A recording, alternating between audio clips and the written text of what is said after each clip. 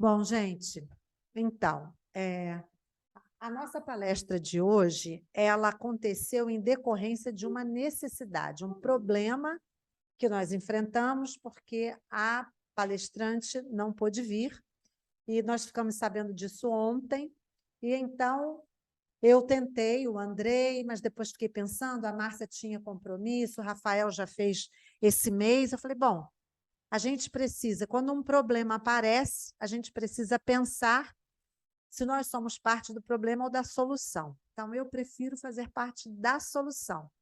Então, o tema é construindo pontes, é uma imagem que eu gosto muito da imagem da ponte, né?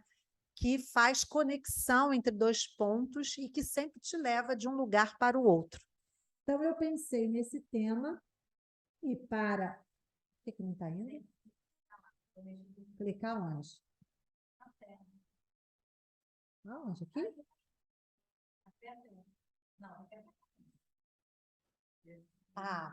Então, como essa imagem, dentro, né, tendo essa percepção de construindo pontes, que pontes que eu quis construir? Eu aproveitei as palestras de 4 amigos nossos e reuni os assuntos que eles falaram nessa minha fala para vocês hoje. Então, peguei o senso de urgência do nosso amigo Rafael, peguei a história que constrói da Silvia Valois, né, que falou que todas as pessoas têm uma história, que a história da pessoa constrói a nossa identidade, constrói o nosso negócio. A ideia maravilhosa do Isaac, né, de que Deus é amor, e o assunto prosperidade que estava dentro da palestra da Mônica. Então, eu vou tentar construir uma ponte unindo esses 4 assuntos, né? 4 assuntos extraídos da palestra deles. A minha ideia não é repetir a palestra deles, porque eles falaram sobre os temas deles com muito mais propriedade do que eu, mas ver como é que a gente pode, dessas 4 palestras, e aí é um convite para quem não estava presente, não pôde assistir, que possa ir lá, assistir, compartilhar, né? Tem poucas visualizações, então é importante que, mesmo nós que estivemos aqui, possamos entrar no YouTube, em cada uma dessas palestras, e visualizarmos, darmos lá o nosso like, para que o próprio YouTube possa reverberar um pouco mais, né?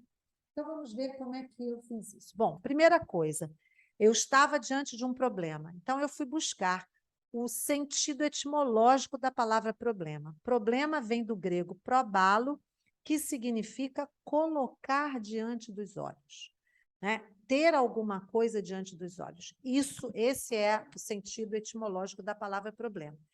Mas só que quando a gente coloca alguma coisa diante dos olhos, é preciso que haja uma distância adequada, porque se você aproxima muito, a imagem começa a desfocar. Quanto mais próximo estiver, menos você consegue ver o todo. Eu, por exemplo, agora, eu só consigo ver 2 dedos e os 2 da ponta. A minha palma da mão eu não consigo, e ele vai tampar a minha visão do entorno. Então, é preciso que eu vá me afastando. E quanto mais eu me afastar, mais dados, mais circunstâncias envolvidas naquele problema eu vou conseguir visualizar. Consequentemente, eu vou poder resolver o problema. Todo problema tem uma solução. E aí a minha pergunta: o problema, conhecer o problema é importante, mas o que deve ser mais importante, o problema em si ou a busca pela solução? Nesse caso de hoje, especificamente, eu me concentrei na qual era o problema. Temos hoje um encontro do Recomendo, tem uma convidada palestrante e ela não pode vir. Então, eu preciso encontrar a solução. Busquei alguns caminhos que não eram possíveis, então eu falei, bom, então o problema está nas minhas mãos, vou dar a solução para ele. Qual a solução? Fazer a palestra, certo? Então é preciso isso, né? Colocar o problema, se afastar do problema para que você possa reunir, ter o máximo de elementos possíveis relacionados com aquela situação para que você possa encontrar a solução dele. Bom, o Rafael falou para nós do senso de urgência dentro de uma experiência de pessoas que se conectam para desenvolver o negócio. Então, o que é o senso de urgência? Foi muito interessante quando ele trouxe a diferença entre urgência e ansiedade. Então, a ansiedade é algo que vai movimentar o nosso corpo, inclusive quimicamente, né? E, muitas das vezes, vai desfocar a nossa visão, a visão que a gente precisa ter para a solução.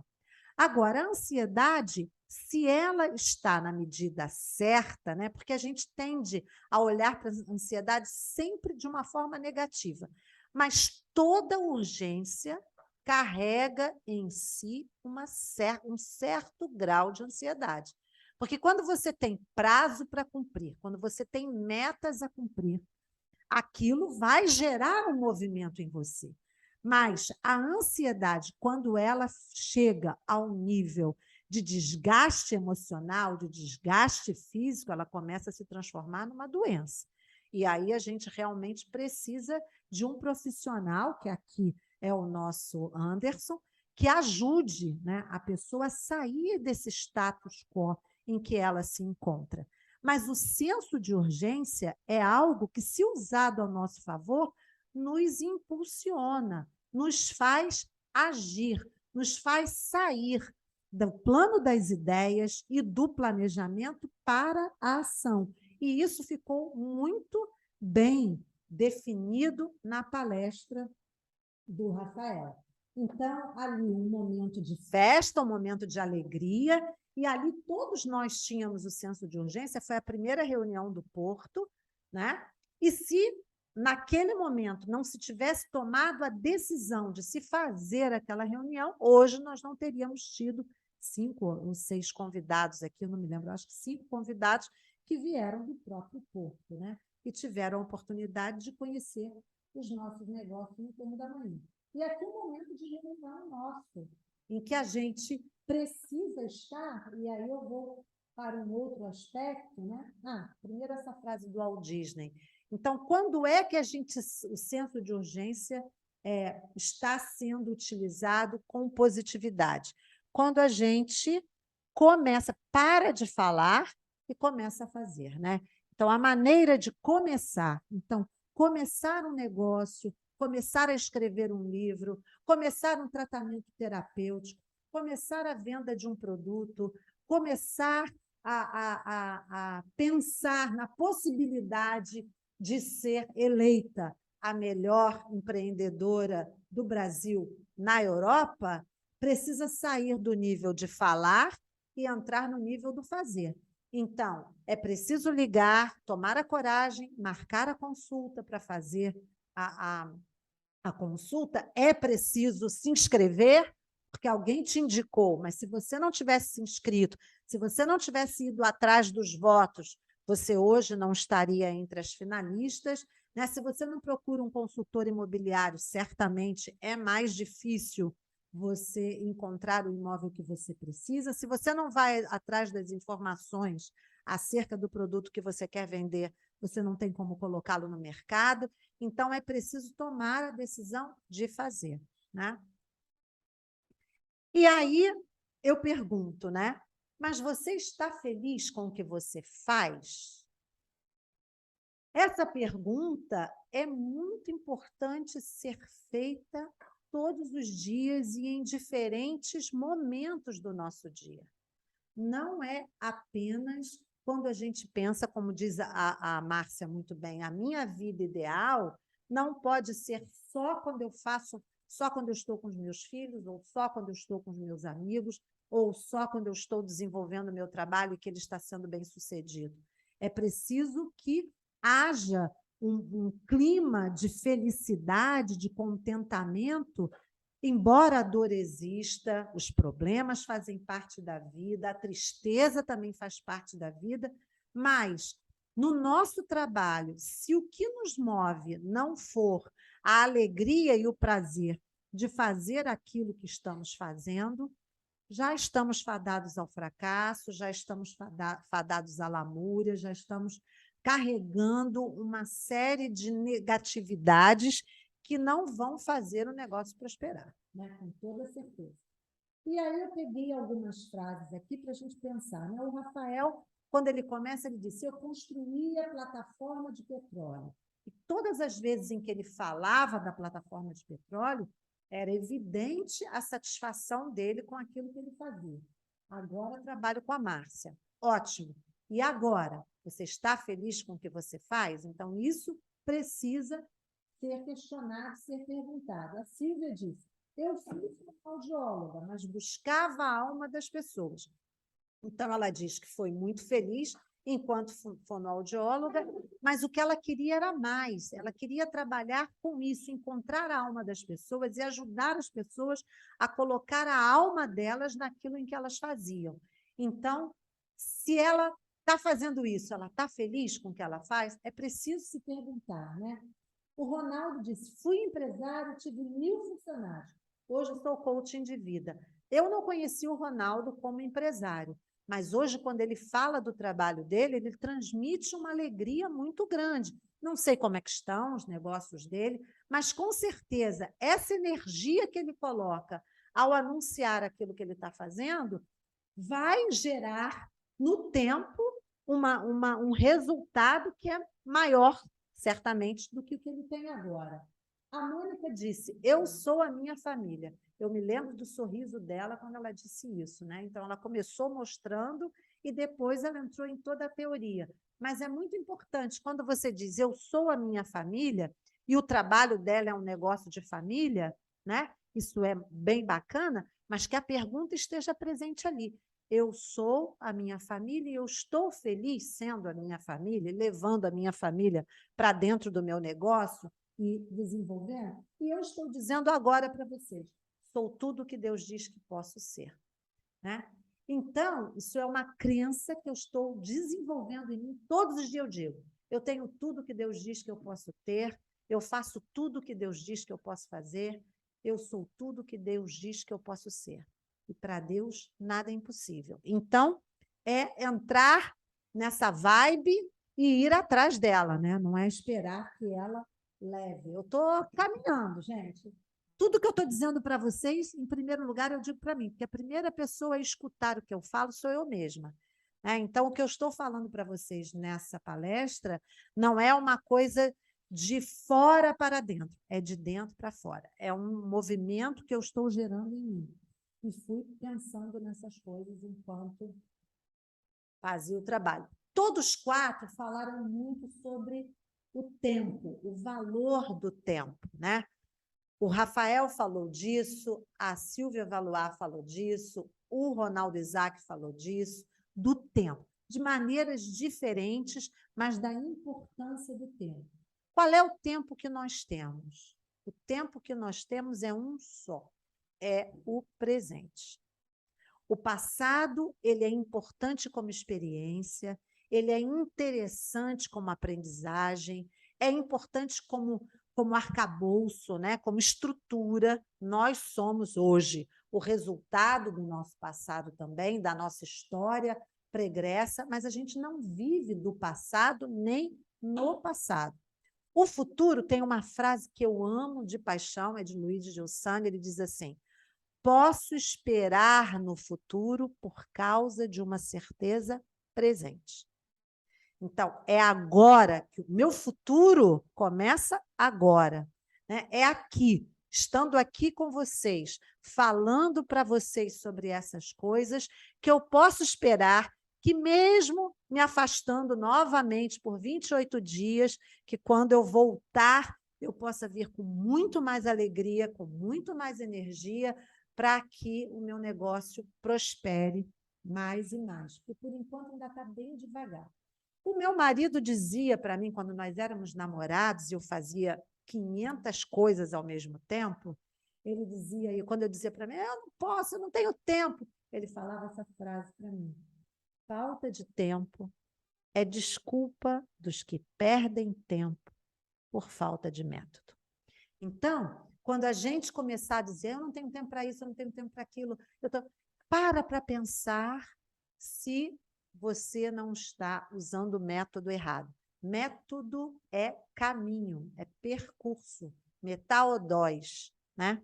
Do grego metaodós, caminho, percurso. Então, vamos ver como é que a gente está usando o nosso tempo cotidianamente. Será que a gente está conseguindo dividir as nossas tarefas dentro do nosso dia de maneira que a gente não fique sobrecarregado, nem sobrecarregue ninguém, e também possa ter um tempo só nosso, para nós, né? Nem que sejam 5 minutos, 10 minutos, 15 minutos, 1 hora, depende de quanto cada um dispõe, mas parar um momentinho no silêncio, no nosso silêncio interior e pensar: como é que eu posso viver melhor o meu dia de hoje? Como é que eu posso servir as pessoas sem que isso seja um fardo para mim, né? Como é que eu posso gerar negócios, trabalhar, transmitindo alegria, transmitindo contentamento e também ouvindo aquilo que as pessoas têm a dizer. E aí, quem foi? O Isaac, que falou sobre os pensamentos, sobre a importância, acho que o Rafael também fala disso, dominar os pensamentos. E aí, pensar sobre o que você está pensando, porque é impossível não pensar. E o pensamento, ele aparece na nossa mente, mas ele aparece e qual é o espaço que a gente dá para ele? Porque nem sempre os pensamentos que temos são positivos, nem sempre os pensamentos que temos são construtivos.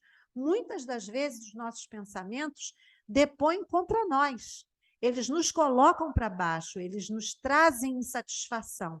Como é que a gente está trabalhando? A gente está deixando aquele pensamento tomar muita conta? Eu, no dia 22, levei um tombo, porque a gente tinha tido um problema em casa, eu e ele, e eu estava correndo super bem. De repente, comecei a lembrar daquele probleminha que nós tivemos pessoal. Comecei a lembrar daquilo e comecei a fazer julgamento, Conclusão, gente, comecei a pensar no que não devia, parei de prestar atenção no meu corpo, parei de prestar atenção no ritmo, parei de prestar atenção no caminho, pum, tropecei e caí. Né? Caí feio. Foi no dia 22 de agosto. E agora, no sábado, a mesma coisa. Por quê? Eu já sabia que eu tinha. Tocou o telefone, eu olhei, vi que era uma pessoa que eu precisava atender, porque a pessoa estava indo para a minha casa e eu não estava em casa, eu precisava dizer isso a ela. E aí, em vez de eu parar, não. Continuei falando no telefone, correndo, sem prestar atenção em nada. Só, conclusão, tropecei de novo, e o resultado. Então, tudo que a gente faz tem consequência. Estou aqui, ó, cotovelo, joelho, já está cicatrizando, mas doeu demais, foi bem difícil isso aqui. Agora, o que é que dá sabor à vida? Então, certamente, né, quando a gente vive uma experiência amorosa, nossa, como foi delicioso hoje, eu estava aqui, a Valentina chegou, correu para me dar um abraço. Isso faz sentido para a minha vida, né? Quando a gente perdoa alguém, né? Outro dia eu tive um problema com uma pessoa também, e aí eu falei, não, gente, não dá para ficar com esse problema, tem que conversar e tem que perdoar. Como foi bom, como me aliviou, como tirou aquele peso de cima, né? Então, isso dá sabor à vida. A gratidão, né? Quando alguém é grato a você, ou quando você é grato a alguém, nossa, quando você diz para uma pessoa, nossa, muito obrigada por isso que você fez por mim, o rosto da pessoa se ilumina, isso dá sentido à nossa vida. A esperança, né? Nossa, estou aí esperando meu netinho nascer, você esperando o Theo chegar.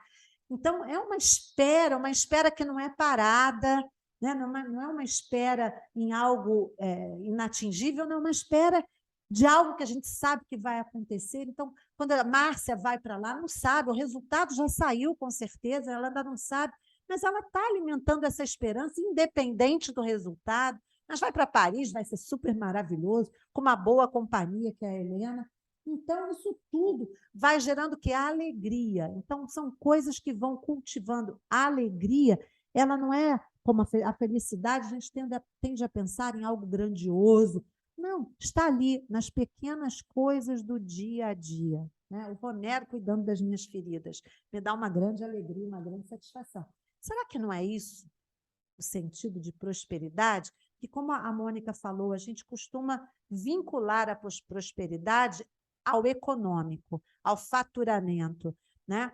Claro, isso tudo é importante. Claro, eu quero ter a minha casa própria confortável aqui em Braga, quero ter o meu carro, mas isso basta? Prosperidade é só isso? Não, é muito mais do que isso. E às vezes são coisas muito pequenas que a gente não dá tanto valor assim. E aí o estado de presença, e para a gente pensar no estado de presença, eu trouxe esses 2 poemas, porque eu sou da área da literatura, e são 2 poemas completamente diferentes, mas que falam de coisas muito interessantes. A Silvia Valois falou sobre isso, e ele também. O que é o estado de presença? Alguém falou também, bom, agora eu não me lembro mais, mas acho que foi o Ronaldo Isaac que também falou sobre estar presente hoje. É muito difícil. É muito difícil a gente estar presente. Nós estamos aqui na reunião, mas estarmos completamente na reunião. A gente foge para o futuro, volta ao passado e sai do presente, que é um instante. E aí o Fernando Pessoa, né, poeta português, modernista, tem esse poema maravilhoso em que ele diz: para ser grande, ser inteiro. Nada teu exagera ou exclui. Sê todo em cada coisa. Põe quanto és no mínimo que fazes. Assim, em cada lago, a lua toda brilha, porque alta vive. Então, é belíssima essa imagem da lua brilhando e que você vê refletida inteira no lago, né? Como a imagem, essa é a metáfora de ser inteiro, de não exagerar nem excluir, né?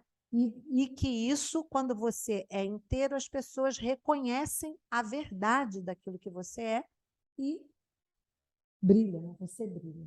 E casamento, que é um texto da Adélia Prado, está faltando ali, eu não estou conseguindo ver o pedacinho. Tem como chegar para lá? Eu sei qual é o verso, mas era bom. Casamento. Há mulheres que dizem: meu marido, se quiser pescar, pesque, mas que limpe os peixes. Eu não. A qualquer hora da noite me levanto, ajudo a escamar, abrir, retalhar e salgar. É tão bom, só a gente, sozinhos na cozinha. De vez em quando os cotovelos se esbarram, ele fala coisas como: este foi difícil. Prateou dando rabanadas no ar. Prateou no ar dando rabanadas. E faz um gesto com a mão. O silêncio de quando nos vimos a primeira vez atravessa a cozinha como um rio profundo. Por fim, os peixes na travessa, vamos dormir. Coisas prateadas espocam. Somos noivo e noiva. Então, a Adélia aí nos fala, né, desse prosaico do cotidiano, de uma tarefa que ela poderia simplesmente deixar por conta do marido, né? Foi pescar, trouxe os peixes, deixa para lá. Mas não, é viver cada momento que a vida oferece, estando presente dentro desse momento, inteiro, como a lua a brilhar, né? Então, ela fala disso, e isso é o casamento. O casamento é feito dessas coisas do cotidiano que às vezes não são tão agradáveis assim, mas se a gente sabe tirar proveito delas, a vida fica mais saborosa. Tá, iniciou. Bom, aí já fui para trás, fui para cá. Então, nós somos o resultado do que pensamos, do que sentimos, das pessoas que encontramos, dos diálogos que travamos. Nós somos o resultado disso. Então, é preciso que nós estejamos presentes em cada uma dessas circunstâncias, sabendo acolher o que é bom e colocar uma capa protetora para não ser invadido por aquilo que não é bom, né? Saber ouvir, mas também dizer: isso aqui é seu, não é meu. Vou te ouvir, vou te escutar, vou te ajudar, mas não vou levar isso para minha casa, porque eu não tenho como resolver o seu problema. Nossos negócios serão reflexo daquilo que nós colocamos nele. Se nós estamos lá como a lua inteira no céu, brilhando, a imagem que vai se refletir no lago é dessa inteireza, né? Se o que nos vemos, se o que nos move é o efêmero, quer dizer, aquilo que passa, aquilo que tem a duração do tempo cronológico da vida, tudo vai virar pó. Inclusive eu e cada um de vocês, né? Nós vamos virar pó. Se, no entanto, é o senso de eternidade que nos guia, amaremos mais cada passo do caminho. Então, esse é o convite que eu quero fazer para vocês hoje, que a gente possa levar esse senso de eternidade, esse Deus que é amor e que não vive fora de nós, né? Se ele não estiver dentro de nós, não adianta ele estar fora de nós, porque ele vai estar e a gente não irá reconhecer. É preciso que ele brilhe dentro da gente. Então é isso. Muito obrigada, já passei alguns minutinhos. Temos ainda... Aí a arquitetura do texto, vamos escrever a nossa história.